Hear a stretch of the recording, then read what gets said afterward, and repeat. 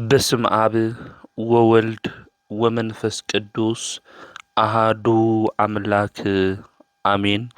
ይትባረክ እግዚአብሔር አምላክ አበዊነ ለዘብጽሐነ እስከዛቲ ሰዓት ቅድመ ኩሉ ልዕሊ ኩሉ ናብዛ ሰዓት እዚኣ ዘብጽሐና ናይ አቦታትና ናይ ቅዱሳን አምላኽ ናትና እውን አምላኽ ቅዱስ እግዚአብሔር ስሙ ዝተኸበረን ዝተመስገነን ይሁን። እማ አምላክ ወላዲተ አምላክ ቅድስተ ቅዱሳን ድንግል ማርያም ስለ ፍጹም አዶነታ ስለ ፍጹም ክብራ ክብርን ምስጋናን ይብጽሐያ። ከምኡ እውን ቅዱሳን አቦታትና ቅዱሳን አዴታትና ብዝተወሃቦም ክብሪ መጠን ኩሉ ምስጋና ይብጽሐዮም። ኣብ ዝተፈላለየ ዓለም ኮይንኩም እዚ መንፈሳዊ ሚድያ እዚ እትከታተሉ ስድራ እግዚአብሔር ኣብ መስቀል ተሰቂሉ ፍጹም ዝኾነ ሰላሙ ብዝሃበና ብኢየሱስ ክርስቶስ ፍጹም ሰላም ከመይ ትጸንሑ ከመይ ትኾኑ ሰላም እግዚአብሔር ምስ ኩላትኩም ይኹን። እንኳዕ ንቤትና ንቅድስተ ቅዱሳን ድንግል ማርያም ናይ ምሕረት ቃል ኪዳን ዝተወሃበላ ወርሓዊ በዓል ከምኡ እውን ብሎማዓንቲ ጥሪ 16 ዓመታውን ወርሓውን ክብረ በዓሎም ዝኾነ ቅዱሳን ብሰላም ኣብጽሐኩም ኣብጽሐና። በኦርቶዶክሳዊት ተዋህዶ ቤተ ክርስቲያን ዕለት 16 ናይ እምቤትና ናይ ቅድስተ ቅዱሳን ናይ ድንግል ማርያም ናይ ምሕረት ቃል ኪዳን ዝተወሃበላ ወርሓዊ በዓል ነኽብር ኢና። ቤትና ቅድስተ ቅዱሳን ድንግል ማርያም የካቲት 16 ካብ ወዳ ካብ ኢየሱስ ክርስቶስ ናይ ምሕረት ቃል ኪዳን ተባሂብዋ እዩ። ዕለት 16 ኩሉ ሻዕ ድማ ኪዳነ ምሕረት እናበልና ናይ ምሕረት ቃል ኪዳን ዝተወሃባ በዓልቲ ውዕለታና እምቤትና ቅድስተ ቅዱሳን ድንግል ማርያም በዓላ ብዓብይ ድምቀት ነኽብር ኢና። ቤትና ቅድስተ ቅዱሳን ድንግል ማርያም ኪዳነ ምሕረት ኢልና ንጽውዓ ንምንታይ እዩ? አምላኽና ቅዱስ እግዚአብሔርስ ናይ ምሕረት ቃል ኪዳን ንምንታይ እዩ ሂብዋ ዝብል እግዚአብሔር አምላክ ብዝገለጸልና ጥበብን ምስጢርን ክንመሃሃር ኢና። ናቱ ቅዱስ ፍቃድ ይኹነልና። ልበ አምላክ ዳዊት እውን እግዚአብሔር ምስ ዝመረጾም ቃል ኪዳኑ ገበረ ኢሉ ኣብ መዝሙር 86 ክዝምር እንተሎ ንምልከት ኢና። እግዚአብሔር ልክዕ እዩ ምስቶም ዝመረጾም ቃል ኪዳን ገይሩ እዩ። ብብሉይ ኪዳን ብሓዱሽ ኪዳን መጻሕፍቲ ክንምልከት እንተለና ንዝፈትዎም ከምኡ ድማ ንዘኽብርዎ ቃል ኪዳን ኣትይውሎም እዩ። ኣብዚ ኣብ ኦሪት ዘፀአት ምዕራፍ 26 ቁጥሪ 6 እውን ንዝፈትውዎ ትእዛዛቱ ድማ ንዝሕልው እስካብ 1000 ትውልዲ ምሕረት ዝገብር ምዃኑ እውን ይነግረና የረድአና እዩ። ስለዚ ንሕና ኣብዚ ዓለም እዚ ክንነብር እንተለና ብዝተፈላለየ መንገዲ ብሓጢአት እንወድቕ ኢና።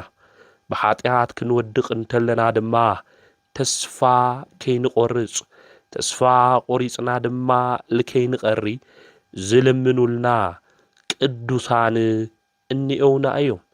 እዞም ኣቐዲሞም ዝወሰኑ እግዚአብሔር ድማ ዝጸውዖም ጸዊዑ ድማ ዘጽደቆም ዘጽደቆም ድማ ንሱ ቅዱስ እግዚአብሔር ምዃኑ ኣብዚ ኣብ ሮሜ መልእኽቱ ቅዱስ ጳውሎስ ምዕራፍ 8 ካብ ቁጥሪ 27 ጀሚርና ክናንብብ እንተለና ይነግረና የረድአና እዩ። ስለዚ እግዚአብሔር ምስ ዝፈትውዎ ንሱ እውን ምስ ዝፈትዎም ዝመረጾም ቃል ኪዳን ኣትይሁ እዩ።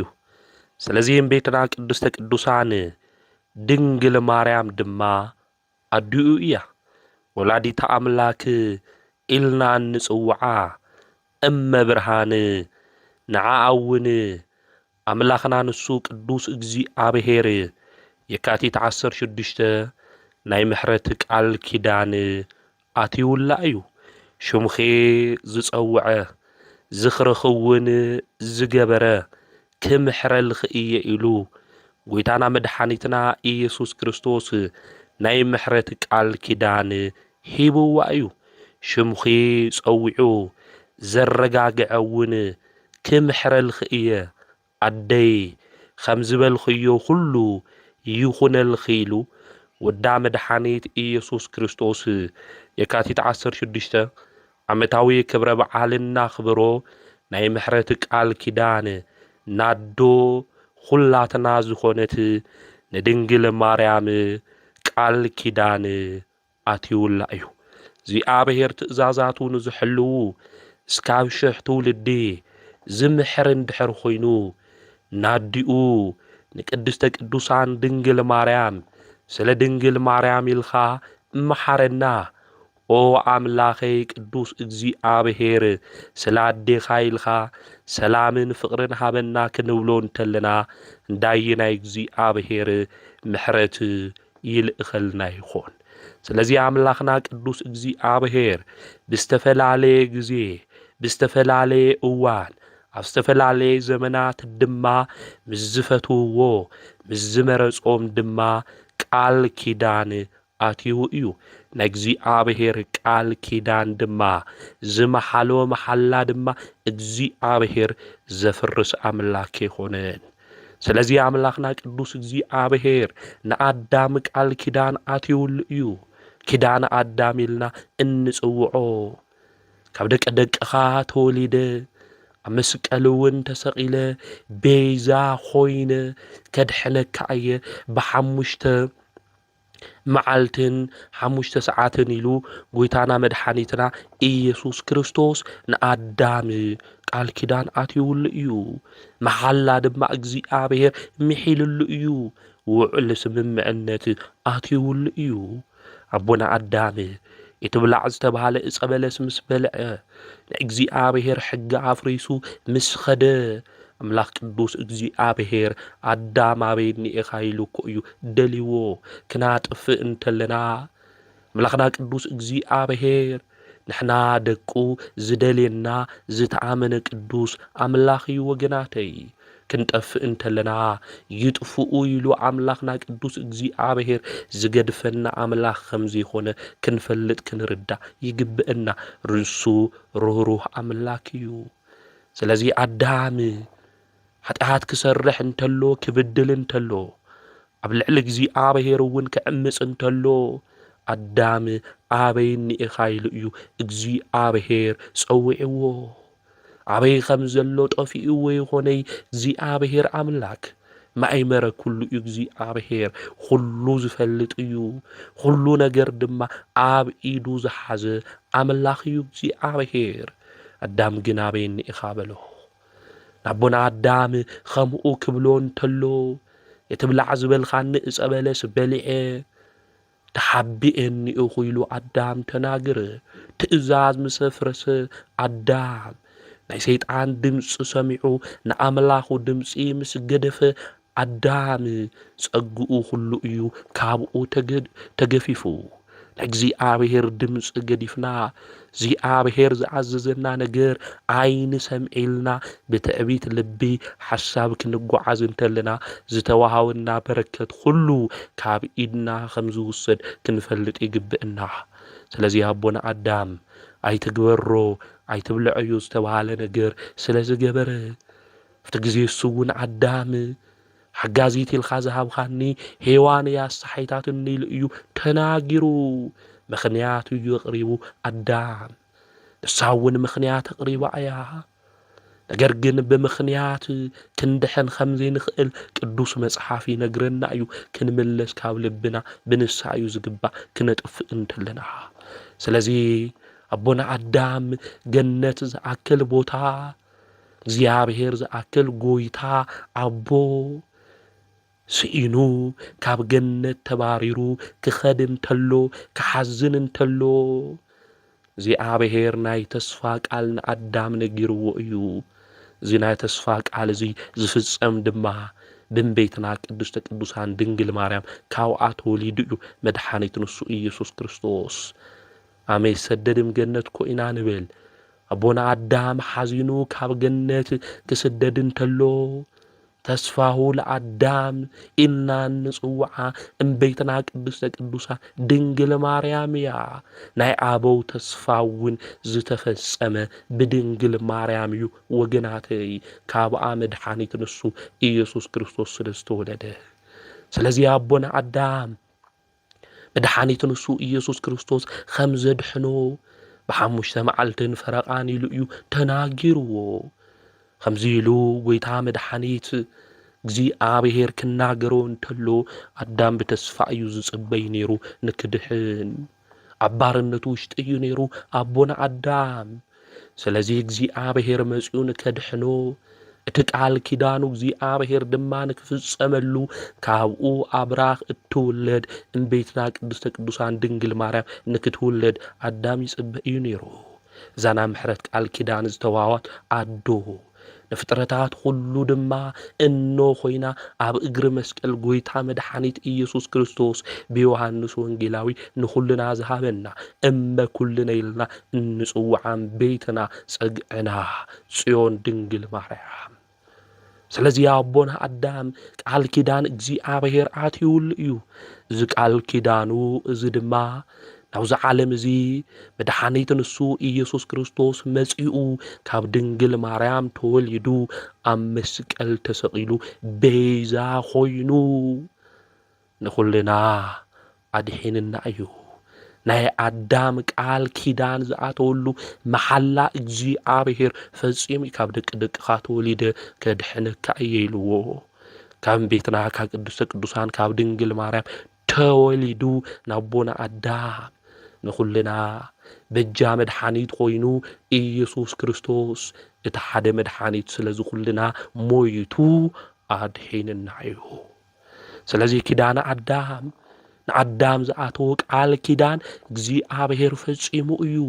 ምስ ዝመረጾም ምስ ዝሓረዮም እግዚኣብሔር ቃል ኪዳን ገበረ ዝበለ ልበ ኣምላክ ዳዊት እቲ ዝኣተወ ቃል ኪዳን እግዚኣብሔር ፈጺሙሉ እዩ። ነነሁውን ቃል ኪዳን ኣትዩሉ እዩ እግዚኣብሔር። ሰብ ሁሉ ክዕምፅ እንተሎ ክብድል እንተሎ ኣብ ሓጢኣት ማእኸል ውሽጢ ዝሰርሑ ኮይኑ ሓጢኣት ዘይሰርሐን እግዚኣብሔር ዘኽበረ እዩ ኖህ። ኩሎም ክብድሉ እንተለዉ ሓጢኣቶም ኣብ ቅድሚ እግዚኣብሔር በዚሑ እግዚኣብሔር ተመለሱ ኢሉ ኖህ ክልእኾ እንተሎ ንኖህ ይሰምዑ ኣብቲ ዘመን እሱ ዝነበሩ ሰባት ሓጢኣት ሰሪሖም ዘይስልችዎም ተግባሮም ሁሉ ካብ ኣራዊት ዝበዓሰ ግብሮም ሁሉ ካብ ክፍኣት ግብረ ኣቦ ዝበሃል ዲያብሎስ ዘይነኣኣስ ሓጢኣት ዝሰርሑ ዝነበሩ እዮም። ኣብቲ ግዜ እሱ እግዚኣብሔር ተመለሱ ክብሎም እንተሎ ኖህ ልኢኹ እዞም ሰባት እዚኦም ክምለሱ የደለዩን 120 ዘመን እኳ ተዋሂቡኩም ተተባሃሉ መርከብ ክሰርሑ የደለዩ 20 ዓመት እናት 100 ዓመት ከም ደስታና ክንኾን ኢና ኢሎም ዝሓሰቡ ሰባት እዮም። ኣብዚ ዘመን እዚ ብሓደን ብኻልእን መንገዲ እግዚኣብሔር ተመለሱ ክብለና እንተሎ ካብ ሓጢኣት መንገዲ ውፅኡ ኢሉ እግዚኣብሔር ንኹልና ክነግረና እንተሎ ክንምለስ ዘይንደሊ ብሓጢኣት ስቑልና እንመላለስ እግዚአብሔር ቃል እንንዕቆ ብዙሓት ኢና እኒአና። ኣብዚ ዘመን እዚ ዘይተማሃርናዮ ትምህርቲ እሞ እንታይ እኒኦ? መምህራን ይናገሩ፣ ኣቦታት ይናገሩ፣ ቤተ ክርስቲያን ትናገር። ነገር ግን ብጽድቅን ብንጽህናን መንገዲ ምኻድ እምቢ ኢልና ብሓጢኣት ዕለት ዕለት እናኸድና ኣምላኽና ቅዱስ እግዚአብሔር እንሕዝን ብዙሓት ኢና እኒአና። ስለዚ ናብ ጽድቅ እንመለስ።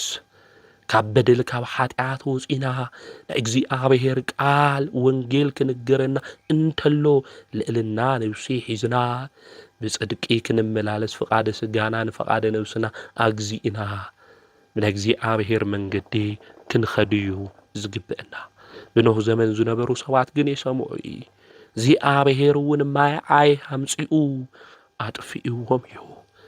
ምስ እግዚኣብሔር ኣካይዳና ይኾነ ክብል እንተሎ እቲ ንሰትዮ ማይ እውን እግዚኣብሔር ጸላኢ ገይሩ እዩ ዘልዕሎ ወገናተይ ሕብረትና ምስ እግዚኣብሔር ክኾን ይግባእ ሰባት ንከኽብሩና ሞጎስ ክንረክብ ብሰላም ብፍቕሪ ክንነብር እንድሕር ደሊና ምስ እግዚኣብሔር ክንተሓባበር ይግባእ ምስ እግዚኣብሔር ሰላም ክንፈጥር ይግባእ ምስ እግዚኣብሔር ሕብረት ክህልወና ይግባእ ፍቃዱ እናፈጸምና ብሕጉ መንገዲ ድማ እናኸድና ማለት እዩ ከም ቃሉ ድማ እናነበርና እዞም ሰባት እዚኦም እምቢ ምስ በሉ ኖህ መርከቡ ሰሪሑ እግዚኣብሔር ዝኣዘዞ ኩሉ ገይሩ እቶም ሰባት እቲኦም ግን ማይ መጺኡ ማይ ኣይ ኣጥፊእዎ ኖህ ድማ ኣብ መርከብ ውሽጢ እዩ ዘሎ ስለዚ ኖህ እግዚኣብሔር ኣምላክ ንዛ ምድሪ እዚኣ ዳግማይ ብማይ ከምዚ ይጥፍኣ ንኖህ ክነግሮ እንተሎ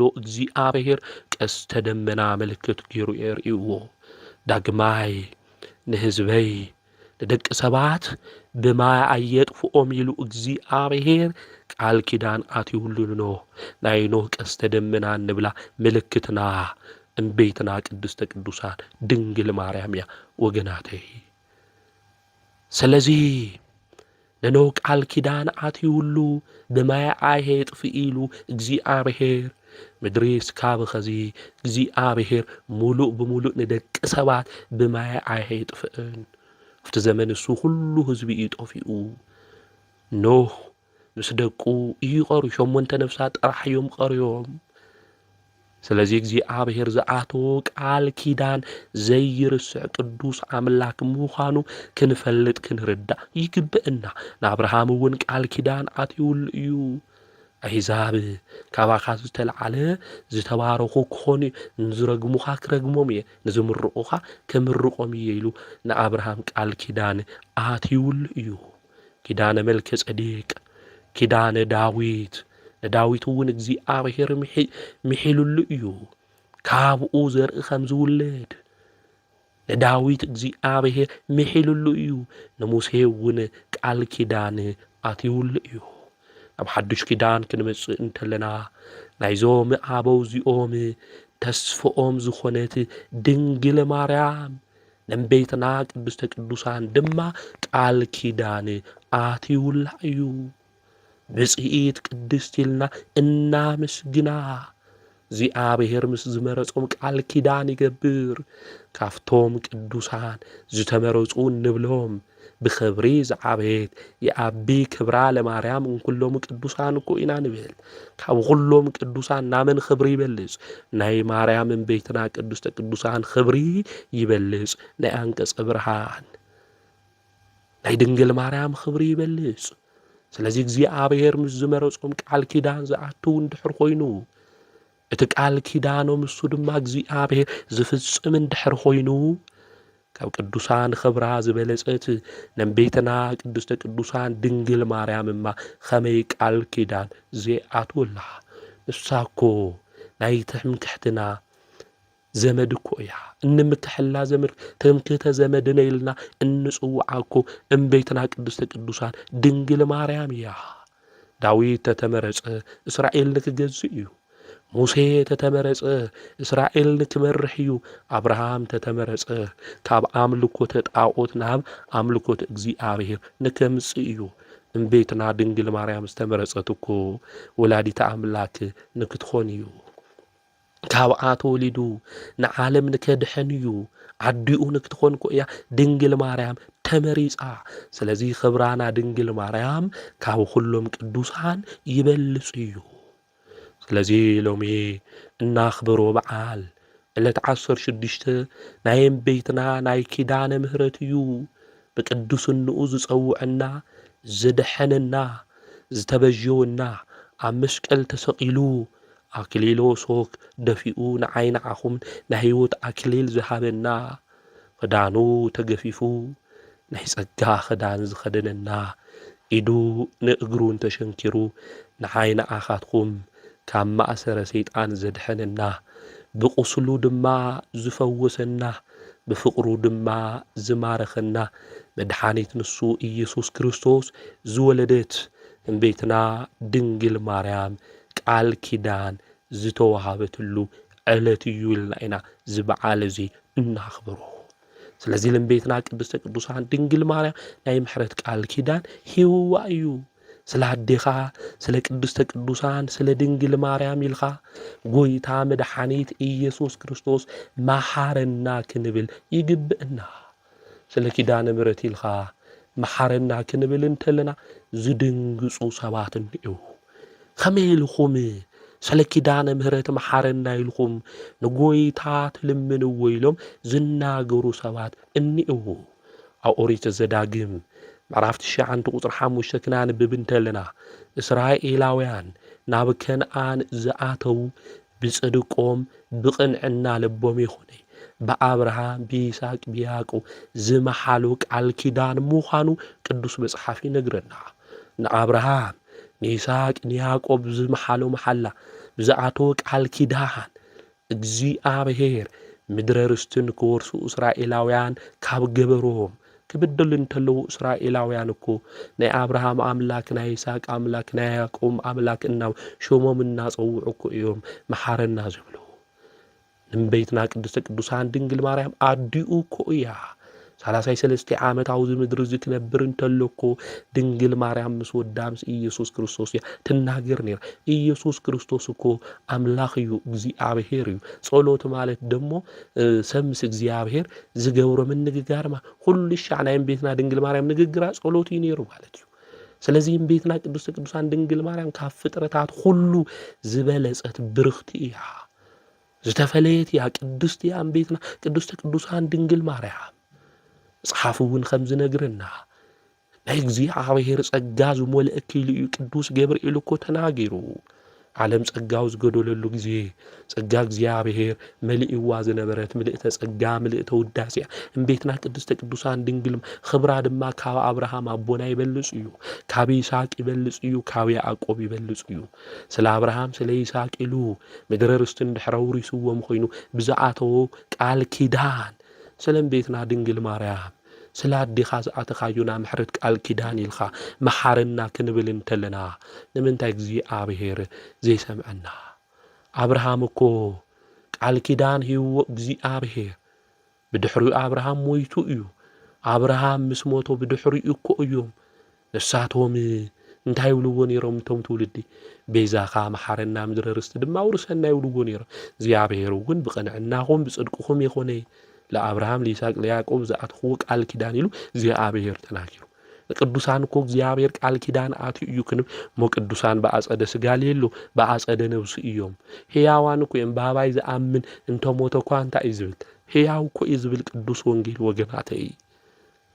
ስለዚ ቅዱሳን ሕያዋን እዮም። ስለዚ ቅዱስ መጽሓፍ እውን ዝነግረና ንሱ እዩ። በአይ ዝኣምን እንተሞተ እኳ እንታይ እዩ ሕያው ኢሉ ክርስቶስ ተናጊሩ እዩ። ሕይወት ከም ዘለዎ ተናጊሩ እዩ። ከም ዘይሞት ተናጊሩ ቅዱሳት መጻሕፍቱ ክንፍትሾም እንተለና ኣደ ሕይወት እኮ እያ ድንግል ማርያም። ኣደ ሕይወት ዝኾነትን ቤትና ድንግል ማርያም ፈሪሳ በስቢሳ ቀሪያ እያ ዝብል ዲያብሎስ ጥራሕ እዩ ወገናተይ። ቤትና ቅድስተ ቅዱሳን ድንግል ማርያም ከም ትንሣኤ ወዳ ተንሲኣ እያ ናብ ሰማይ። እዚ ክንብል እንተለና ኽብሩ ንሰማይ ምዃኑ ክንፈልጥ ይግብእና። ቤትና ቅድስተ ቅዱሳን ድንግል ማርያም ካብ ሰማይ ትበልጽ እያ። ሰማይ የወለደት ሰማይ አይጦይት ድንግል ማርያም ግን አጥብያቶ እያ። መድኃኒት ንሱ ኢየሱስ ክርስቶስ ኣብ ሰማይ ፀሐይ ወፂ ፀሐይ ጽድቅ ኢየሱስ ክርስቶስ ድማ ካብ ድንግል ማርያም ተወሊዱ እዩ ማለት። ስለዚህ ቤትና ድንግል ማርያም ፈሪሳ በስቢሳ ቀሪአያ ሐሜላ ትሰምዐና ስለ ኪዳነ ምሕረት ስለ ማርያም ለምንታይ ትውሉ ሰባት መጽሐፍ ቅዱስ ላይ ተረድኦም ቅዱሳት መጻሕፍቲ በደንብ ለየንበቡ የውሃን ዝኾኑ ሰባት እዮም ማለት እዩ። ስለዚህ ቤትና ቅድስተ ቅዱሳን ድንግል ማርያም ሃሞዳ ከመ ትንሣኤ ወልዳ ኮይና ነሐሴ 16 ንመሃሮ ትምህርት ማለት እዩ። ስለዚህ ቤትና ቅድስተ ቅዱሳን ድንግል ካውዛ ዓለም እዚ ሓላፍ ካው ዝኾነ ዓለም ወዳ መድኃኒት ኢየሱስ ክርስቶስ ናብ ዘይሓልፍ ዓለም ሒዙዋ ኸይዱ እዩ። ኣደ ሕይወት ሞይታ ክበሃል እንተለኩ ከቢድ እኮ እዩ ወገናተይ። ለዝኮ ሊቁ ቅዱስ ያሬድ እውን ክናገር እንተሎ ናይ ቤትና ቅድስተ ቅዱሳን ድንግል ማርያም ዝገርም ሞታ ምዃኑ እኮ እዩ ዝናገር። ትንሣኤ እኮ ናይ ድንግል ማርያም እንጽበዮ ነገር እኮ እዩ። ድንግል ማርያም ጥራሕ ይኾነ ንሕና እኮ እውን እኮ ትንሣኤ ዘጉባኤና ንጽበይን በይ ነትንስእ እኮ ኢና ምስጢረ ትንሣኤ ሙታን ክንምሃር እንተለና ስለዚህም ቤትና ቅድስተ ቅዱሳን ድንግል ማርያም ዘአመነት ብጽኢት አዶ ጉይታ አደ ህይወት ናትንሳኤና ና ህይወት አምላኽ ዝኾነ መድኃኒት ንሱ ኢየሱስ ክርስቶስ ዝወለደት እኮ እያ ቤትና ቅድስተ ቅዱሳን ድንግል ማርያም ማለት እዩ።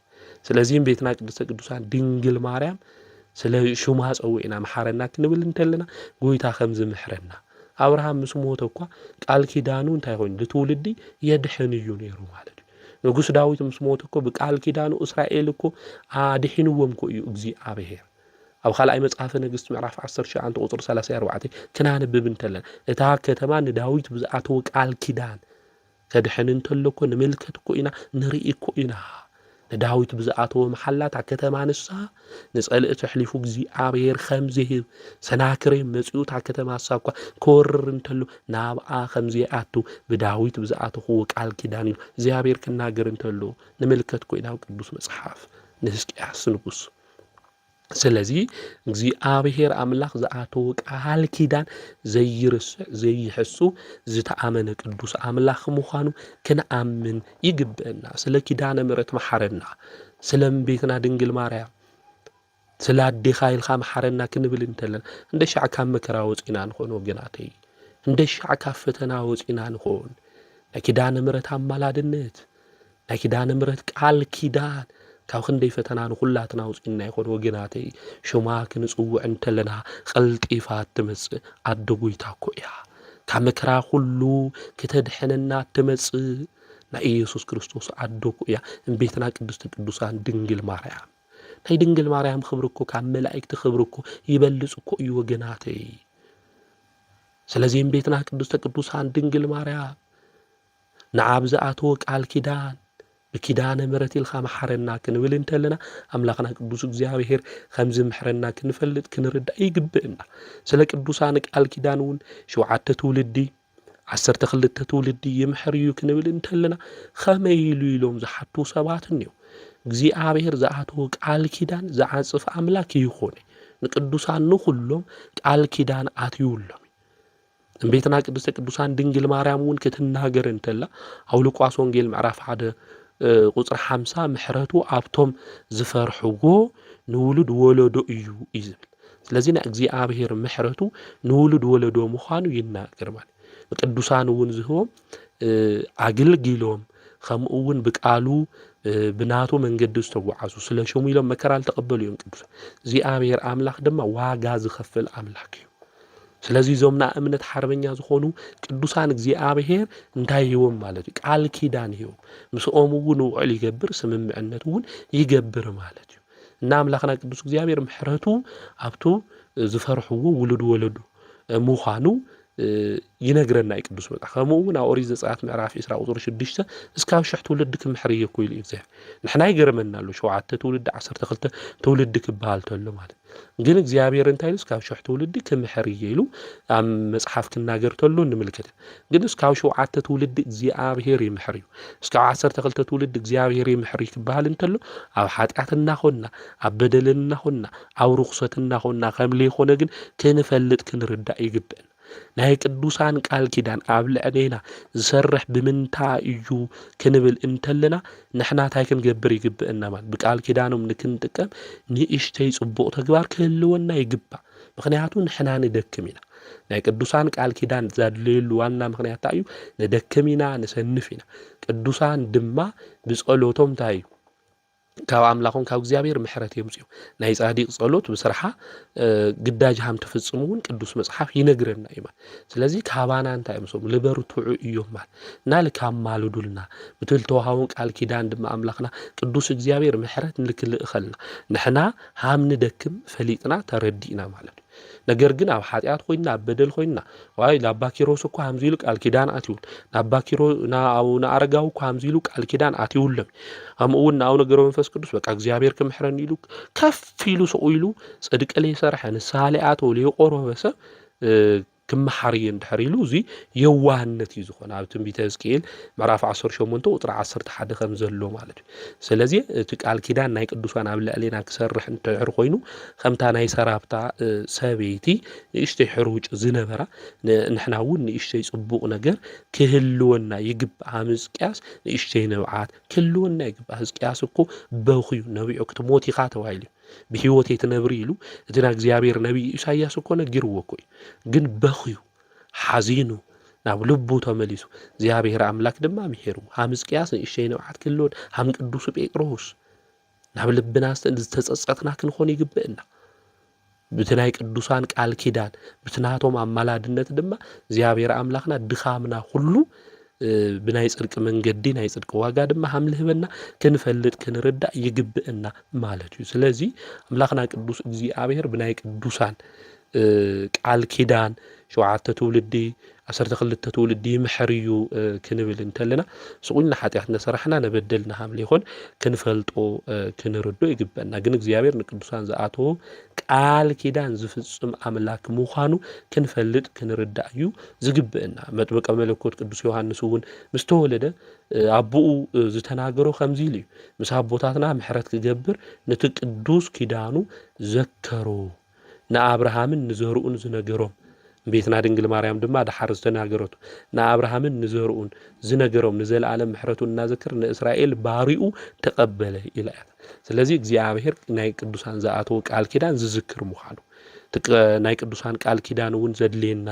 ናይቶም ቅዱሳን አማላድነት ዘድሌና እውን ስለንሰንፍ ስለንደክም ሰኒፍና ደኺምና በኃጢአትና ምኽንያት ተስፋ ቆሪጽና ልከይንኸድ ንሳቶም ልክልምኑና በቃል ኪዳኖም ድማ አምላክ ብዝኣተዎ ቃል ኪዳን ብዝመሐሎ መሐላ ድማ ንዓና ምሕረት ምእንቲ ክበና ምዃኑ እዚ ክንፈልጦ ክንርድኦ ዝግበአና ጉዳይ እዩ ማለት እዩ ስለዚ ስለ አዴኻ ስለ ቅድስተ ቅዱሳን ስለ ድንግል ማርያም ና ምሕረት ቃል ኪዳን ዝኣተው ካላ አዴኻ ኢልኻ መሐረና ክንብሎ እንተለና አምላክና ቅዱስ እግዚአብሔር ካብ ፈተና ካብ መከራ ሁሉ ከም ዘድሕነና ክንፈልጥ ክንርዳእ ይግበአና ቤትና ድንግል ማርያም እውን ክትልምኖ እንተላ ብዝኣተው ካለይ ቃል ኪዳን ጥራሕ ኢላ ይኹን ትናገሩ ንዑኢላ ተንከራቲታ እያ አጥቢያቱ እያ ኣብ ቅድሚኡ እውን ዘፍሰሰቶ ንብዓት ብዙሕ እዩ ተሰዲዳ እያ ልዕሊ 3 ዓመት ማለት እዩና አዘክር ድንግል እኮ ኢና ንብል ኩልሻ ስለዚህ ቤትና ቅድስተ ቅዱሳን ድንግል ማርያም አዲኡም ስለዝኾነት ንወዳን ኢየሱስ ክርስቶስ ንዓኻ ንዑኢላ ተንከራቲታ መከራ ተቀቢላ እያ ስለዚ አዘክር ድንግል እናበልና እውን ንናገሮ ንዚና ና ምሕረት ቃል ኪዳን ናይ ቤትና ቅድስተ ቅዱሳን ድንግል ማርያም ምሳና ኮይኑ ካብ ፈተና ካብ መከራ ክንድሕን ግን ይግብአና ማለት እዩ ስለዚ ናይ ምሕረት ቃል ኪዳኑ ዝሰርሕ ብቃል ኪዳኑ ሓደ ክንኣምን ይግብአና ከም እውን ዓቅምና ዝፈቀዱ አስተዋጽኦ ክንገብር እዩ ዝግብአና ማለት እዩ ዓቅምና ዝፈቅዶ ነገር ክንፍጽም ክንሰርሕ ይግብአና አውዚ ኣብ ሉቃስ ወንጌል ምዕራፍ 7 ቁጥሪ 5 እቲ ሚእቲ ሓለቃ ዝነበረ ናይ አይሁድ ሽማግለታት መጽኦም ንጎይታ ተናጊሮም እዮም እዚ ሰብ እዚ ንፈትዎ ኢና እዚ ሰብ እዚ ንዓና ጽቡቕ እዩ ዝገብር ስለዚ እቲ ዝደልዮ ነገር ግበረሉ ኢሎም ለሚኖም ጎይታ እውን ሰሚዕዎም ከም ዝፈጸመሎም ኣብ ሉቃስ ወንጌል ምዕራፍ 7 ቁጥሪ 5 ክናንብብ ተለና ንረኽቦ ኢና ማለት እዩ ሓደ ጻዲቅ ድማ ንአይሁድ ጎይታ እንድሕር ሰሚዕዎም ኮይኑ ሓደ ጻዲቅ ድማ ቤተክርስቲያኔ አስሪሕ እዩ ድኻታት ይፈቱ እዩ መሐረለይ እንድሕር ኢልዎ ኣይምሕረሉ ማለት የዋህነት እዩ ዝኾን ማለት እዩ ስለዚ ቅዱሳን ጽቡቕ ንዝገበርሎም ንዛገልገልዎም ክጉድኡ ተለው ይጽልዩ እዮም ስለዚ ና ቅዱሳን ቃል ኪዳን እግዚአብሔር ብልኣቶ ንዓና ከም ዝምሕረና ክንፈልጥ ክንርዳይ ብኡ አሚንና ድማ ጎይታ ምሕረና ለኣቶም ብልኣቶ ቃል ኪዳን ድማ አሚንና ዓቅምና ዝፈቀዶ ክንሰርሕ ይግብአና እግዚአብሔር በብዝሓት ኾነ ብውሕድ ገይሩ ከድሕን ይኽእል እዩ ይዝብለና ኣብ ቀዳማይ ሳሙኤል ምዕራፍ 14 ቁጥሪ 6 ስለዚ ንእሽተይ ነገር ክህልወና ይኽእል ከምኡ እውን ብዙሕ ነገር ክንገብር ንኽእል ኢና አምላክና ቅዱስ እግዚአብሔር ግን ምስ ዝመረጾም ቃል ኪዳን ብዝኣተዎ መሰረት ንኹልና محرتو فقرو حمل خلنا سلاديو كدان مرت إلخاد ما محرنا كنولو انتلنا أملاخنا قدوس جزي عابهير محرت فقر سلام خمزه بنا خزز تقمي بزحات وجناتنا نيو عاوز زمن زي بزح مكراز قبلو وجنات نيونا سلازي سلناتهم كنسقلي قبا عدينا كدان مرت نام حرت قال كدان ستوحاوكي عدينا حادرا خلنا بلنا كن لمنا يقبئنا كنولد انتلنا ون سمعنا يوشم نايم بيتنا ناي قدس قدوسان ناي دنجل مريم بهيوتنا ون بزح نجر عدينا دنجل مريم غيرات لنا يا سلازي كدان مرت ناي محرت قال كدان ستوحاوا نسا ايامو املاخنا قدوس اجزي ابيهر محرتو سلامو فقرو ምእንተ እንኡ ኢሉ ምእንተ እግዝእትነ ማርያም ኢሉ ንክልእ ኸልና ናቱ ቅዱስ ፍቃድ ይኹነልና ናይም ቤትና ናይ ቅድስተ ቅዱሳን ናይ ድንግል ማርያም በረከት ረድኤት አማላድነት ምስ ኩላትና ይኹን ናይ ምሕረት ቃል ኪዳን ዝተውሃዋ አዶ ናይ ምሕረት ቃል ኪዳን ዝተውሃወት እነና እምቤትና ድንግል ማርያም ድማ ሁሉ ሻዕምሳና ሆይና ገዛና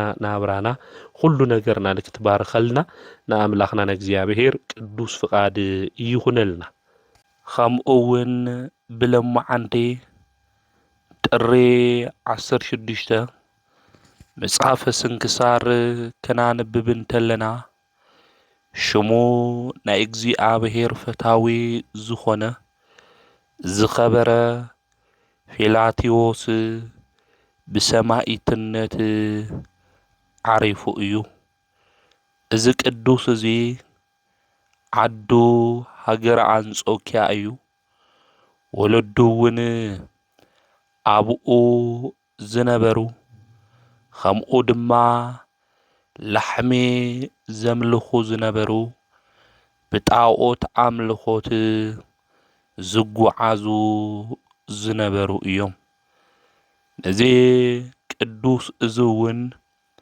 ብፍላይ አቀዲሙ ፊላቲዮስ ሰማዕት ቅድሚ ናብ ክርስትና እምነት ምምጽኡ በዚ እምነት እዚ ዝጓዓዝ ዝነበረ እዩ እዞም ወለዱ እዚኦም ድማ ንላሕሚ የምልኹ ስለ ዝነበሩ ነቲ ላሕሚ ድማ ናይ አምልኾት ስርዓት ባዕድ ድማ ይፍጹምን ይሰርሑን እዮም ነይሮም ኣብ ኸሳዱ ወርቂ እናገበሩሉ እቲ ላሕሚ ወይኑ እውን እናስተዩ ከምኡ ድማ ናይ ስንዳይ ብመዓር ዝተለወሰ እናመገቡ ጽቡቕ ሽቶ ድማ ይንስንስሉ ነበሩ እዚ ቅዱስ ፊላቲዮስ መልክዑ ብጣዕሚ ደስ ዝብል እዩ ነይሩ ወዲ 12 ዓመት ምስ ኾነ ድማ ነዚ ዘምልኽዎ ጣዖት መስዋዕት ድማ ንከቕርብ ወለዱ ይእዝዝዎ እዚ ፊላቲዮስ እዚ ግን ቃሎም የሰምዖምን ወለዱ ድማ ስለ ዝፈትውዎ ክሕዝንዎ ድማ ስለ ዘይደለዩ ከግድድዎ አይደለዩን ዝኸበረ ፊላቲዮስ ኣብዚ ግዜ እዚ ጎይታና ኢየሱስ ክርስቶስ ኣይፈልጥን ነይሩ ብፀሓይ ዘምልኽ ፀሓይ ጥራሕ ድማ አምላኽ እዩ ዝመስሎ ነይሩ ኣብ ቅድሚ ፀሓይ ጠጠው ኢሉ ድማ ኣታ ፀሓይ አምላክ እንድሕር ኮይንኻ አምላክነትኻ ርድአኒ ኢሉ ይልምን ነበረ በዚ ግዜ እዚ ካብ ላዕሊ ከምዚ ዝብል ቃል ድማ ናብኡ መጸ ኣነ ይፈልጠካ እየ ንስኻ ግን ኣይትፈልጠኒ ነገር ግን ዝኸበረ ሹም ነቲ ዝኸበረ ሹም ኢልኻ ድማ ደምኻ ክተፍስስ ኢኻ ዝብል ድምፂ ድማ ካብ ላዕሊ ሰምዐ ህፃን ፊላቲዮስ እዚ ምስ ሰምዐ ልቡ ጸንዐ ናብ እግዚአብሔር ድማ ደጋጊሙ ጸሎቱ ይጽሊ ነበረ። መልአክ ድማ ናብኡ ተለኣኸ። እግዚአብሔር ምስጢር ድማ ርድኦ ዝነግሮ ነገር ሁሉ ንክስተውዕል ለቦንኡ ኸፈተሉ። ካብ ዓለም ፍጥረት ጀሚሩ ናይ ክብሪ በዓል ዋና መድኃኒት ክርስቶስ ሰብ እስካብ ዝኾነሉ ነገር ሁሉ ድማ ክነግሮ ጀመረ። እቲ መልአክ እግዚአብሔር ፊላቴዎስ ድማ ብልቡ ብጣዕሚ ደስ በሎ። ካብዚ ዕለት እዚ ኩሉ ሻዕ ኣብዚሑ ዝጾምን ዝጽልይን ኾነ እንጀራ ብጨው እምበር ብኻሊእ ዘይበልዕ ዝጠዓመ ነገር ሁሉ ድማ ገዲፉ ብልቡ ዝመነነ ኾይኑ ንድኻታትና ንምስኪናት ድማ ምጽዋት ዝህብ ኾነ። ድሕሪ ዓመት ድማ ወለዱ ኣዕርኽቱ ስለ ዝመጹ ምሳሕ ድማ ኣዳልዎም ቅድሚ ምብልዖምና ምስታዮም ወዶም ፊላቴዎስ መስዋዕት ንከቕርብ ንዝጣዖት ኣዘዝዎ። ፊላቴዎስ ግን ኣብ ቅድሚ እቲ ጣዖት ጠጠው ኢሉ እቲ ዘምልኽዎ ዝነበረ ጣዖት ወለዱ ላሕምን ብዕራይን ስለ ዝነበረ ኣብ ቅድሚኡ ጠጠው ኢሉ እዚ ናይ እግዚአብሔር ምስጢር ዝተገለጸሉ መልአከ እግዚአብሔር ድማ ዝነገሮ ፊላቴዎስ ኸምዚ ኢሉ ተናገረ።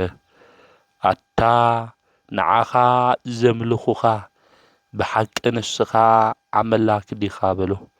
ኣብዚ ግዜ እዚ ካፍቲ ብዕራይ ኸምዚ ዝብል ቃል ወፅአ፣ ኣነ ኣምላክ ይኾንኹን ሰይጣን ኣባይ ሓዲሩ ሰባት ንከሰሓሓት ጌርኒ እምበር ኢሉ ተናገረ።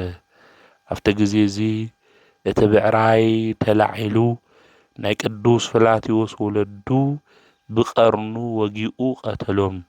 ፊላቴዎስ ኣብዚ ግዜ እዚ ነቲ ብዕራይ ንክቐትልዎ ሓመድ እስካብ ዝኾን ድማ ብሓዊ ንከቃጽልዎ ኣብ ንፋስ ድማ ንክብትንዎ እቶም ኣገልገልቲ ኣዘዞም። ከምዚ ኣዘዞም ድማ ገበሩ። ናይ ወለዱ ስግኦም ወዲቑ ስለ ዝነበረ እግዚአብሔር ጸጋ ሂብዎ ንቅዱስ ፊላቴዎስ ኣብ ልዕሊ ወለዱ ድማ ጸለየ። ነብሶም ተመሊሳ ኣብዚ ግዜ እዚ ተስኡ ኣብ ሲኦል ዘሎ ስቃይ ሁሉ ድማ ሪኦሞ ስለ ዝነበሩ ንወዶም ንቅዱስ ፊላቴዎስ ድማ ነገርዎ። ወገናትይ ኣብዚ ዓለም እዚ ክንነብር እንተለና ብስጋዊ ድሌትና ብስጋዊ ትምኒትና ኢና ንጓዓዝ። ንስሓ እንድሕር ለይኣተና ስጋዊ ወደሙ እንድሕር ለይተቐበልና ላብ ልብና እንድሕር ለይተመለስና ኣምላኽና ቅዱስ እግዚአብሔር ፍርዱ ይህበና እዩ ማለት እዩ። ስለዚ ኣምላኽና ቅዱስ እግዚአብሔር ፍርዱ ሂብና ናብ ኩነኔ ንከይንኣቱ ብስጋና እናሃለውና ክንሰርሖ ዝግብአና ነገር እኒዋ። ምስ ሞትና ስቃይ ሃምልየለ ዝሓሱ ሰባት እንዲሁ ክፉእ እንድሕር ሰሪሕና ናብ ልብና እንድሕር ለይተመለስና ብህገ ቤተ ክርስቲያን እንድሕር ለይኸድና ኮይና ጽኑዕ ስቃይ ላብለ ኣለዎ ናብ ሲኦል ሃምናኣቱ ክንፈልጥ ይግብአና ማለት እዩ። እዚ ናብ ሲኦል ክንኣቱ እንተለና ድማ ሰይጣን ብምንታይ ዓይነት ስቃይ ሃም ዘሳቅየና ኣብ ቅዱሳት መጻሕፍቲ እውን ተጻሒፉ እዩ ማለት እዩ። ስለዚ ብጎይታና ብኢየሱስ ክርስቶስ ኣሚንና ቅዱሳት መጻሕፍቲ ብዝብሉና ብስርዓትና ብመንገዲ እንድሕር ተጓዒዝና ግን ርስተ መንግስተ ሰማያት ሃም ንወርስ ክንፈልጥ ክንርዳእ ይግብአና። እዞም ወለዱ እዚኦም ግን ብኣምልኮተ ባዕድ ስለ ዝነበሩ ወይ ከዓ ብጣዖት ኣምልኾ ውሽጢ ስለ ዝነበሩ ንላሕምን ከምኡ እውን ንብዕራይ መስዋዕቲ ዘቕረቡ ከምኡ እውን ፀሓይ ዘምልኹ ሰባት ስለ ዝነበሩ ምስ ዓረፉ እቱይ ዘምልኽዎ ዝነበሩ ብዕራይ እኳ ክርህረኸሎም ይኸኣለ። ኣብ መወዳእታ ብቐርኑ ወጊኡ እዩ ንክሞቱ ገይርዎ። ሰይጣን ድማ ኣብ ልዕሉ ሓዲርዎ የምልኽዎ እዮም ነይሮም ማለት። ሰይጣን ሃምዚ እዩ። ንዓና ብዓለም ውሽጢ ክንነብር እንተለና ጽቡቕ ዝኾነ ነገራት ብዙሕ ነገር ከርእየና ይኽእል ኣብ መወዳእታ ግን ሰይጣን ንዓና እንታይ እዩ ዝገብረና ናብ ኩነኔ ናብ ፍርዲ ክንኣቱ እንተለና ብስቃይ ብመከራ እዩ ኣብ ልዕሌና ዘብዝሐልና ማለት እዩ ስለዚ ሰይጣን ብምንም ግዜ ንዓና ንደቂ ሰባት ፈታዊና ክኾን ኣይኽእል ጥንቲ ጸላኢና እዩ ማለት ስለዚ ናይ ዓለም ፍትወት ናይ ዓለም ነገራት ትምኒት ኩሉ ነገር ነረኣና ካብ መንፈሳዊ ዓለም ኩሉ ዝረሓቕና ናብ ጽድቂ መንገዲ ክንመጽእ ይግብአና ዝዓለም ዝጠፋ እዩ ንሕና እውን ንሞት ኢና ሓምለይ ሞት ሰብ ኮይና ኢና ኣብዚ ዓለም ዝንነብር ነገር ግን ሞት ምዃንና ፈሊጥና ተረዲእና ላብ ኩነኔ ላብ ፍርዲ እግዚኣብሔር ዝፈረደልና ናይ ኩነኔ ነገር ልከይናኣቶ ላብ ጽድቂ ቅዱሳን ድማ ናብ ዝወረስዎ መንግስቲ ክንወርስ ብጽድቂ መንግስቲ ክንመላለስ እዩ ዝግብአና ማለት እዩ ስለዚ ፈላትዮስ ንዞም ወለዱ እዚኦም ጸልዩ ማለት እዩ እዞም ወለዱ እዚኦም ድማ ናሲኦል ነገር ስቃይ ሁሉ ተመልኪቶም ሪኦም ንወዶም ንፌላትዮስ ድማ ነጊሮም ድሕሪ እዚ ቅዱስ ፌላትዮስ ወለዱ ብኣብ ወልድ መንፈስ ቅዱስ ሹም ናይ ክርስትና ጥምቀት ክጥመቁ ገይርዎም ማለት እዩ ሃፍቶ ፈውስ እውን ተዋሂብዎ ስለ ዝነበረ ብጸሎቱ ብዙሓት ድውያን ዝፍውስ ኮይኑ እዩ ማለት እዩ ወርኡ ድማ ኣብቲ ዘመን እሱ ዝነበረ ንጉስ ዲዮቅልጥያኖስ እዩ ማለት እዩ ዲዮቅልጥያኖስ ድማ እዚ ወሮ እዚ ይሰምዕ ማለት እዩ መልእክተኛታት ልኢኹ ናብኡ የምጾም ኣጵሎን ዝበሃል ጣውዖት ድማ ነይሩ ነዚ ኣጵሎን እዚ ዕጣን ዕጠኑ ኢሉ ክእዝዞም እንተሎ ብዙሕ ቃል ኪዳን እውን ኣትይውሎም ነይሩ ንሳቶም ግን ንሕና ንኣምኖ ኣምላኽና ቅዱስ እግዚኣብሔር እዩ እዚ ኣምልኮት እዚ ዝነበርናዮ እዩ እዚ ኣምልኮት እዚ እናምልኾ ድማ ናብ ሲኦል ዝወስደና እምበር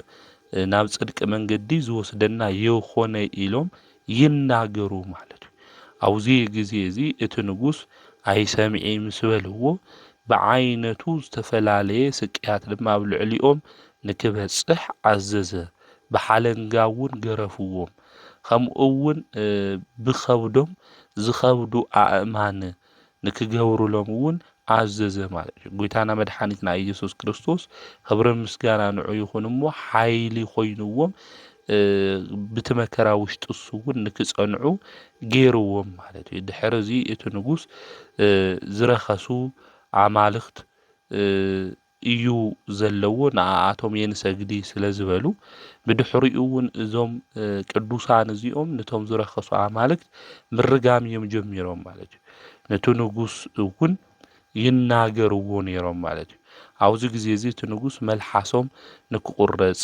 ኣስናኖም ንክስበር እዩ ኣዚዙ እዚ ኩሉ ድማ ኣብ ልዕሊኦም ምስ በጽሐ ጎይታና ኣምላኽና ኢየሱስ ክርስቶስ ድማ ጥዑያት ይገብሮም ነይሩ ካብ መከረኦም ኩሉ እውን የድሕኖም ነይሩ ማለት ድሕሪ እዚ እቲ ንጉስ በብዙሕ ቃላት ሸንጊልዎም ነይሩ በብዙሕ ነገራት እውን ከታልሎም ሞኪሩ ነይሩ እዞም ሰባት እዚኦም ግን ናይ ዓለም ነገር ከምኡ እውን ናይ ጣዖት ኣምልኮት መንገዲ ርኢኦም ዘይረብሕ ዘይጠቅም ምዃኑ ፈሊጦም ዝተመለሱ እዮም ማለት እዩ ናብ ኣምልኮት እግዚኣብሔር ዝመጹ እዮም ንሕና እኮ ካብ ዓለም ካብ ሓጢኣት ካብ በደል ካብ ርኩሰት ብንስሓ ንመለስ እሞ ተመሊስና ናብቲ መሪር ዝኾነ ናይ ሓጢኣት መንገዲ እናኣቲ ሰባት እኒአና ሓጢኣት ግን ክንተፍኣ ክንጸልኣ እዩ ዝግብአና ምክንያቱ ጥዑምቲ ትመስል መጀመርያ መወዳእታ ግን መራር ምዃና ክንፈልጥ ክንርዳእ ይግብአና ማለት እዩ ስለዚ እዞም ሰባት እዚኦም ንሕና ኣሚንና ኢና ብእግዚኣብሔር ተመሊስና ናብ ኣምልኮት ጣዖት ድማ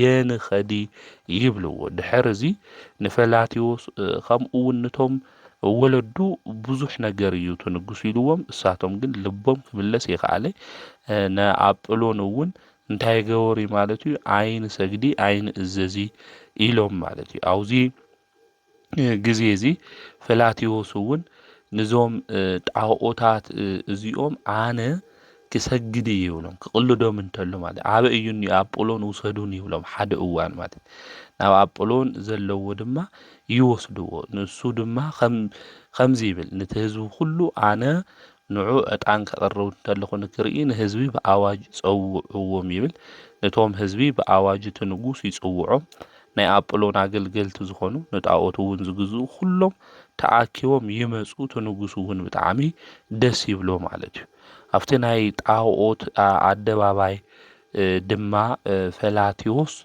እቶም ጣዖታት ናብኡ ድማ ምስ መጡ ናብቶም ጣዖታት ዘለዎ ቦታ እውን እሱ ምስ ኸደ ናብ ኣምላኹ ናብ እግዚአብሔር ይጽልይ እዞም ጣዖታትና ናይ ጣዖት ኣገልግልቲ ጣዖት ኣምልኽቲ ኩሎም ምድሪ ኣፋ ኸፊታ ተሓጦም ኢሉ ይልምን ናብ እግዚአብሔር ምስ ለመነ ምድሪ ተኸፊታ ወሓጠቶም እዚ ኣብቲ ኣደባባይ ዓብይ ፍርሓት ድማ ኾነ ዓብይ ብኽያት እውን ኾነ ኣብዚ ግዜ እዚ ድንቂ ዝኾነ ስራሕ ናይ እግዚአብሔር ተመልኪቶም ብጎይታ ብኢየሱስ ክርስቶስ ዝኣመኑ ብዙሓት እዮም እቲ ንጉስ ግን ተቆጢዑ ርእሱ ብሰይፊ ንክቁረጽ እውን ኣዚዙ ንፈላቲዮስ ማለት እዩ ንፈላቲዮስ ብለምዓንቲ ጥሪ 16 እውን ክሳዱ ብሰይፊ ቆሪጾሞ ናብ ሰማዕትነት ኣክሊል እውን ተቐቢሉ እዩ ናብ ዘለዓለም ህይወት እውን ኣትዩ እዩ ማለት እዩ ስለዚ ፈላቲዮስ ቅዱስ ኣቦ ካብ ኣምልኮተ ጣዖት መጺኡ ግን ብህፃንነቱ እናሃለወ እኳ ወለዱ ጣዖት ዘምልኹ እኳ እንተነበሩ መስዋዕቲ ዘየቅርብ እዩ ነይሩ ማለት እዩ ወለዱ ግን ብታምልኮቱ እሱ ዝነበሩ ድሓር ንወለዱ እውን መሊሱ ናብ ክርስትና ህይወት ንክመጹ ገይሩ ካብ ሞት ክትንስኡ ገይሩ ብኢየሱስ ክርስቶስ ሹም ከምኡ እውን ነቶም ጣዖት ዘምልኹ ዝነበሩ ሰባት ኣምልኮተ ጣዖት ናብ ጽድቂ መንገዲ ሓምለ ይመልስ ብጽድቂ መንገዲ ክኸዱ ዝኽእሉ ነገሮም ሁሉ ክባረኽ ዝኽእል ናብ ሲኦል ኣፍ ደገ ድማ ክሪኡ ዘይኽእሉ ብጎይታ ብኢየሱስ ክርስቶስ እንድሕር ኣሚኖም ናብ ዘለዓለም ህይወት ኣለዎም ኣምሂሩ መኺሩ ኣብ መወዳእታ ባዕሉ እውን ሰማዒት ኮይኑ ብለምዓንቲ ጥሪ 16 ዝቅዱስ ኣቦና እዚ ዓሪፉ እዩ መጽሓፈ ስንክሳር እውን ዝነግረና እዚ እዩ ንእግዚአብሔር ምስጋና ይኹኖ ንዓና እውን ብዚ ሰማዒት እዚ ጸሎት ይመሓረና በረከቱ እውን ምስ ኩልና ህዝበ ክርስቲያን ንዘለዓለሙ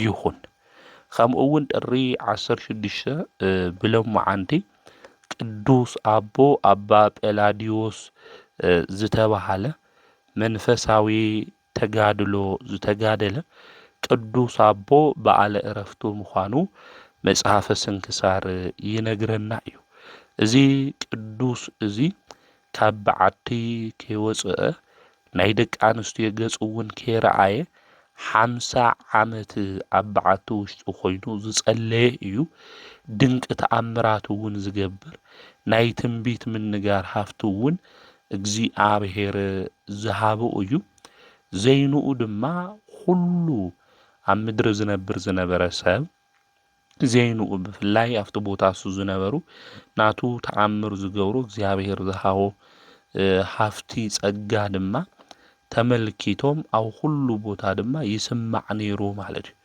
ብፍላይ ኣብ ምስር ዝተባሃለ ዓዲ ሓደ ነጋዴ ነይሩ እዚ ነጋዴ እዚ ክንግድ እንተሎ ብመርከብ ተጻዒኑ ክኸድ እንተሎ ማዕበል ተለዓለ እታ መርከብ እውን ክትሰጥም በለ በኣምባ ጴላዲዮስ ጸሎት ተማሕጺነ እየ ካብ ሞት እንድሕር ድሒነ 100 ናይ ወርቂ ዲናር ክህብየ ኢሉ ይናገር ኣብዚ ግዜ እዚ ብመስቀሉ መርከብ እዛ መርከብ እዚኣ ከመርሓ እንተሎ እዛ መርከብ እዚኣ ክቐዝፍ እንተሎ ኣባ ጴላዲዮስ ይሪኦ ናፍቲ ዝደለዮ ቦታ እውን ይበጽሕ ማለት እዩ ድሕር እዚ ናብ ዓዱ ምስ በጽሐ እዚ ነጋዴ ፈረስ ተኻርዩ 100 ናይ ወርቂ ዲናር ሒዙ ናብ ኣባ ጴላዲዮስ ይኸደ ማለት እዩ ናብ ኣባ ጴላዲዮስ ምስ ኸደ ናጋይሽ ምሕደር ዝኾነ ቦታ ይህውዎ ማለት እዩ ኣብዚ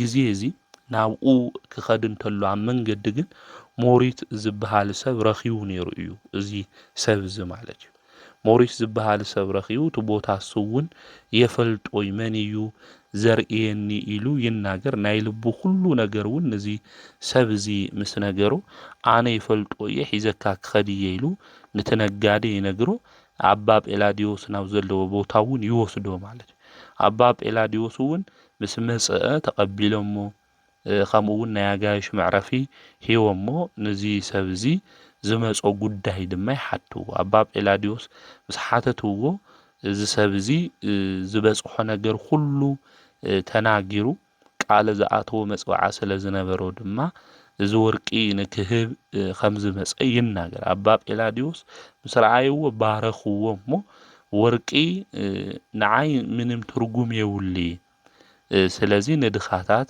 ንዝተሸገሩ ሰባት ብሽም እግዚኣብሔር ሃብ ይብልዎ። ኣብዚ ግዜ እዚ ትሕቲ እግሮም ወዲቑ ይልምኖም። እዞም ኣቦ እዚኦም ንበረከት ንክኾነካ ክቕበል እየ ዝቐረየ ግን ከም ዝኣዘዝኩኻ ግበር ኢሎም ይእዝዝዎ ማለት እዩ። እቲ ነጋዴ እውን ተወርቂ ሒዙ ተመለሰ። ኣብቲ እምባ ታሕቲ ባሕሪ እውን ስለ ዝነበረ ገረብ ዝኾነ ማይ ማለት እዩ ስለ ዝነበረ ኣብኡ ማይ ክሰቲ ኢሉ እዚ ክዕርፍ እውን ኢሉ ይቕመጥ ማለት እዩ። ድሕሪ እዚ ሞሪት ዝበሃል ሒዝዎ ዝኸደ ኣብቲ ገዳም እውን ዘብጽሖ ሰብ ኣብ ልቡ ሰይጣን ይሓድር እሞ እቲ ገንዘብ ክወስድ ኢሉ ነዚ ኣቦ እዚ ብፍላይ ነዚ ነጋዴ እዚ ይቐትሎ ማለት እዩ። ነዚ ነጋዴ እዚ ቀቲሉ ገንዘብ ይወስድ። ገንዘብ እንዳየናይ ሓያል ምዃኑ ወገናት ኣብዚ ክንምልከት ንኽእል ኢና። ንገንዘብ ኢልና ዘይነጥፍኦ ንገንዘብ ኢልና ክፉእ ነገር ዘይንሰርሖ ነገር የለ። ቅዱስ መጽሓፍ እውን ናይ ክፍኣት ኩሉ ዋና ሱር ኢሉ ዝጠቕሶ ገንዘብ እዩ ማለት እዩ። ስለዚ እቲ ገንዘብ እሱ ክወስድ ኢሉ ዝሞሪት ዝበሃል ሰብ ንድኻታት ሃብ መጽኡት ኢሉ እዩ ታቦ እውን ዓዚዝዎ። እዚ ነጋዴ ሃም ተኣዘዞ ክኸድ እንተሎ እንታይ እዩ ገይሩ ማለት እዩ ቀቲልዎ ማለት እዩ። ምስ ቀተሎ ድማ ብለይቲ ተሸኪሙ ኣባ ጴላዲዮስ ናብ ዘለዎ ቦታ ኣብ ደጉኡ ድማ ደብረዮ። ብንግሁ ድማ ናብቲ ንጉስ ኸይዱ ስለቲ ዝሞተ ሰብ ተናገረ ማለት እዩ። ይገርም። ባዕሉ መጀመርያ ቀቲልዎ ገንዘብ ኢሉ ድሓር ድማ ንዞም ኣቦ እዚኦም ክውንጅሎም ደልዩ ማለት እዩ። ናብቶም ኣቦ ወሲዱ መበል ሳልሳይ ድማ ኸይዱ ብሓሾት ክኸስስ እንተሎ ንምልከት ኢና። እቲ መኮንን ድማ እዚ ነገር እዚ ምስ ሰምዐ ናይቲ ዓዲ ንጉስ ድማ ንኣባ ጴላዲዮስ ጽኑዕ ዝኾነ እስራት ንክኣስርዎ ኣዚዙ ስለቲ ዝሞተ ሰብ እውን ምምርማር ይጅምር ማለት እዩ። ኣነ የቀተልኩ ኢሎም እዞም ኣቦ ይናገሩ።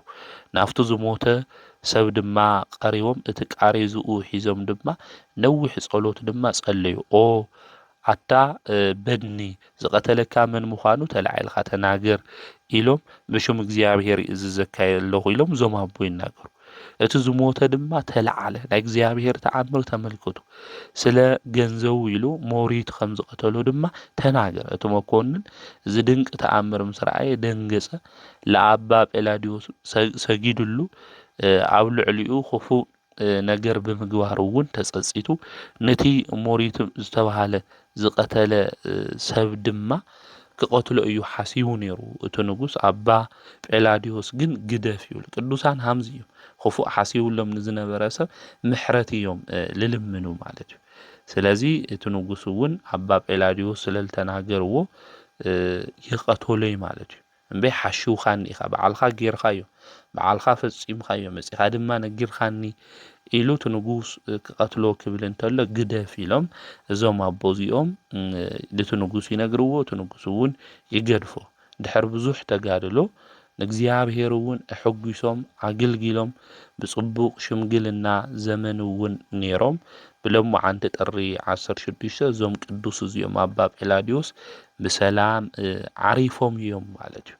ስለዚ እዞም ኣቦ እዚኦም ክንሪኦም እንተለና 50 ዓመት ሙሉ ኣብ በዓቲ ዝነበሩ ዝመነኑ ብዙሕ ድንቂ ተኣምር ድማ ዝሰርሑ ሃፍተ ትንቢት ዝነበሩ ብጸሎቶም ድማ ሰባት ክባረኽ ኢሎም ናብኦም ክመጹ እንተለዉ ወርቂ ብሪ ሒዞም ክመጹ እንተለዉ ኣነ ወርቂ ብሪ ገዲፈ ለመነንኩ እየ ለኣይ ምንም ይኾኒ ብሽም እግዚኣብሔር መጽኡት ዝበሉ ናይ ዓለም ፍቕሪ ነዋይ ድማ ዘይሰዓሮም ቅዱስ ኣቦ እዮም። ድሓር እውን ብጸሎቶም ነቲ ዝሞተ ሰብ ንክናገር ገይሮም እዮም እዞም ቅዱስ ኣቦ እዚኦም ማለት እዩ። ስለዚ ብሎሙዓንቲ በዓለ ዕረፍቶም እዩ።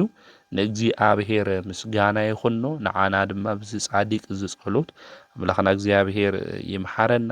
በረከቶም ናይዞም ቅዱስ ኣቦ እዚኦም ምስ ኩልና ንዘለዓለም ድማ ይኹን። ከምኡ እውን ጥሪ 16 መጽሓፈ ስንክሳር ክነንብብ እንተለና ኣባ ዮሃንስ ዝተባሃሉ ናይ እስክንድርያ ፓትርያርክ መበል 48 ዝነበሩ ፓትርያርክ በዓለ ዕረፍቶም ምዃኑ መጽሐፈ ስንክሳር ይነግረና። እዞም ቅዱስ አቦ እዚኦም ገና ካብ ህፃንነቶም ጀሚሮም ኣብ አስቄጥስ ገዳም ዝነበሩ በአባ መቃርስ ቤተ ክርስቲያን ውሽጥ እውን መንኩሶም ፍጹም ተጋድሎ እውን ዝጋደሉ ዝነበሩ ቅዱስ አቦ እዮም። ብጾም ብጸሎት እውን ተጊሆም ዝተጸመዱ እዮም። ብእግዚአብሔር እውን ተመሪጾም ብሰማዕቱ ቅዱስ ሚናስ ቤተ ክርስቲያን ሊቀ ጳጳሳት አባ ሚካኤል ቅስና እውን ተሾይሞም እዮም። ናይ ቤተ ክርስቲያን ገንዘብ ሁሉ ብውሽጣ ዘሎ ዝግበር ነገራት ሁሉ መባእ ስእለት ገይሮም እውን ዝሃቡ እዮም። እዞም ቅዱስ አቦ እዚኦም ጽቡቕ ዝኾነ አመሓዳድራ እውን ዝነበሮም እዮም።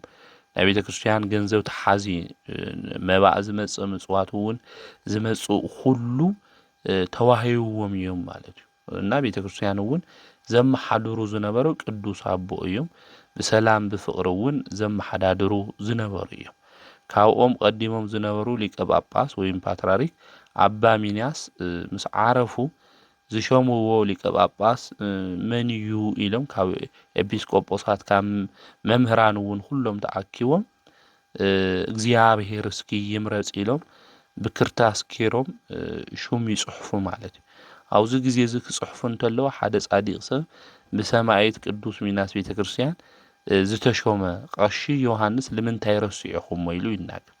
ኣብዚ ግዜ እዚ ሓቁ እዩ፣ እዚ ሰብ እዚ ጸሎተኛ እዩ፣ ከምኡ እውን ጽቡቕ አመሓዳድር ቤተ ክርስቲያን እውን ዘመሓዳድር እዩ ኢሎም ሓሲቦም ሽሙ ኣብቲ ክርታስ ይጽሕፍዎ ማለት።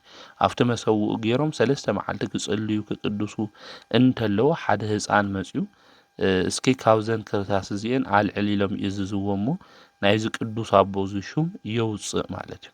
3000 ደጋጊም ካውፅእ ክብልዎ እንተለዉ እዚ ህፃን እዚ ናይ አቦና ናይ ዮሐንስ የውፅእ ማለት እዩ። ኣብዚ ግዜ እዚ እግዚአብሔር መሪጽዎ ምዃኑ እዞም አቦታት እዚኦም ይርድኡ። ኣብ እስክንድርያ ዓዲ ድማ ሊቀ ጳጳስ ፓትርያርክ ገይሮም ይሾምዎ። እዚ አቦ እዚ ግን የደሊ ይብል ማለት እዩ። ነገር ግን ንእግዚአብሔር ፍቃድ እዩ ኢሎም ይሾምዎ። ምስተሾሞ ድማ ከም ሃዋርያት ከም ዝሕልውዎ ዝነበሩ ምእመናን ብጽድቂ መንገዲ ይመርሖም ዝነበሩ ሃም አቦታቱ ሃም ሃዋርያት ድማ ነቲ ህዝቢ ዝመርሕ ኮይኑ ከምኡ እውን እግዚአብሔር ናብ ምፍላጥ ከብጽሖም ዝኽእል ቅዱሳት መጻሕፍቲ እውን ነቶም ምእመናን የንብበሎም የምህሮም እውን ነይሩ። ብጽቡቕ ስራሕ ብዝቐንዐ ሃይማኖት ድማ ዝጸንዐ ሽግር ንዘለዎም ሰባት ድማ ኣብዚሑ ዝርህርህን ዝምጽውትን እዩ ነይሩ።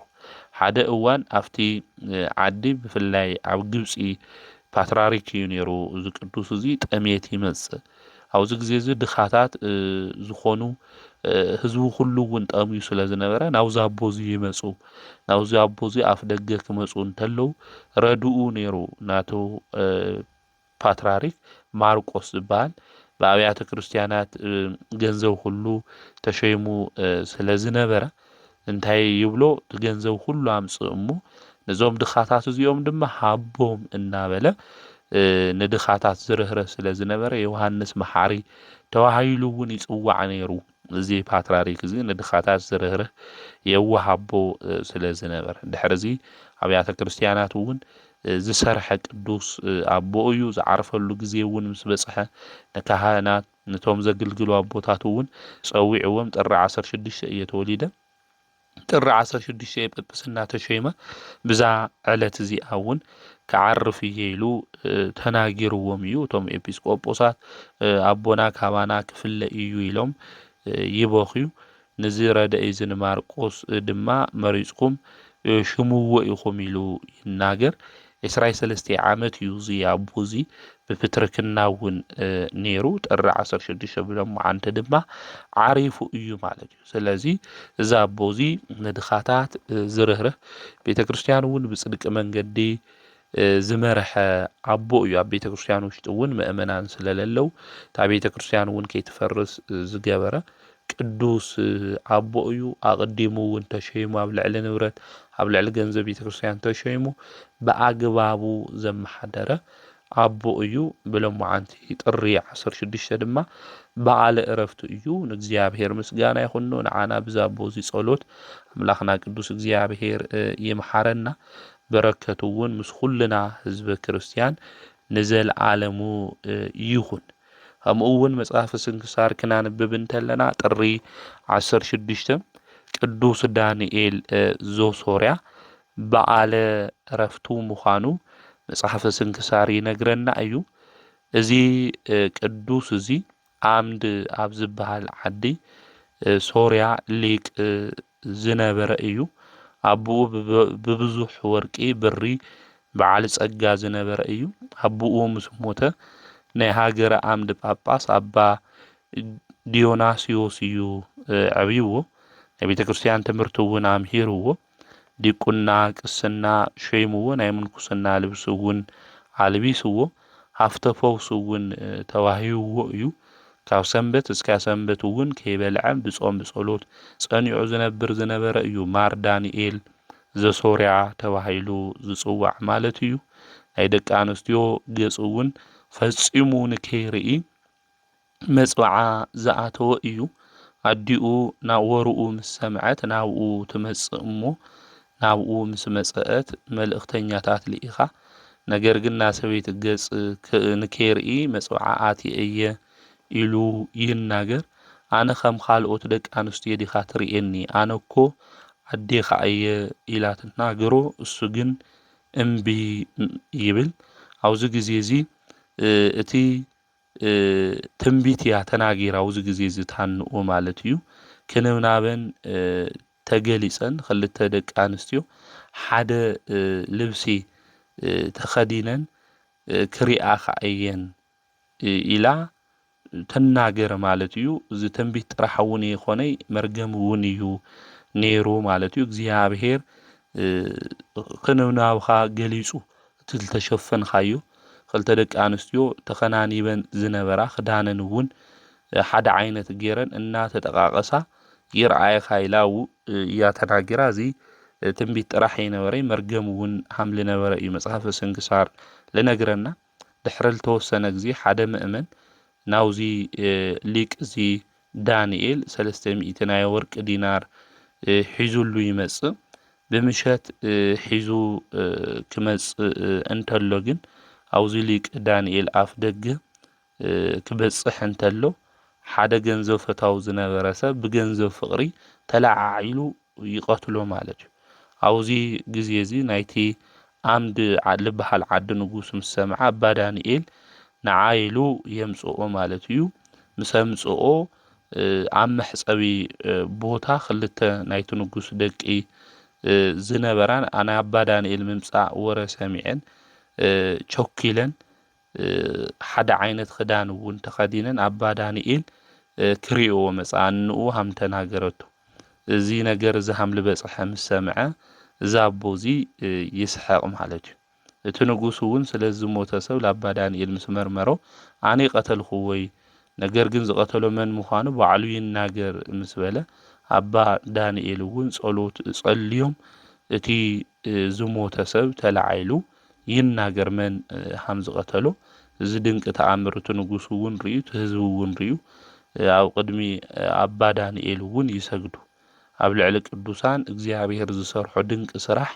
ዝገርም እዩ ኢሎም እውን ንእግዚአብሔር ኣምላኽ ኣመስጊኖም ናባ ዳንኤል እውን ኢድ ነሲኦም ማለት እዩ ንጉስ ብዙሕ ወርቂ ኣምጽኡ ለኣባ ዳንኤል ይህቦም ኣባ ዳንኤል ግን ኣይቀበሊ ይብል ማለት ለገዳም መስርሒ ክኾን እዩ ኢሉ ይህቦም ማለት እዩ ብዙሓት ገዳማት እውን ብኡ ተሰሪሑ እዩ ብዙሓት መነኮሳት እውን ተኣኪቦም እዮም እዞም ኣቦዚኦም ናይ ዓለም ነገር ዘየሸነፎም ገጽ ሰበይቱ እውን የርኢ መሰናኸል ካብ ልኾነኒ ኢሎም ዝመነኑ ቅዱስ ኣቦ ብሎማዓንቲ በዓለ ዕረፍቶም ምዃኑ መጽሐፈ ስንክሳር ይነግረና እዩ ንእግዚአብሔር ምስጋና ይብጻሕዮ ብዚ ቅዱስ ኣቦ እውን ኣምላኽና ቅዱስ እግዚአብሔር በረከት ንክዕድለና ናይዚ ቅዱስ እዚ ጸሎት ድቡ እውን ምሳና ኮይኑ ሰላምን ፍቅርን ኣምላኽና ቅዱስ እግዚአብሔር ንክዕድለና ናቱ ቅዱስ ፍቃድ ይኹነልና ዘምህረና ዝገስጸና ናይ አቦታትና አምላክ ቅዱስ እግዚአብሔር ስሙ ዝተኸበረን ዝተመስገነን ይኹን። ወስብሐት ለእግዚአብሔር ወወላዲቱ ድንግል ወለመስቀሉ ክቡር።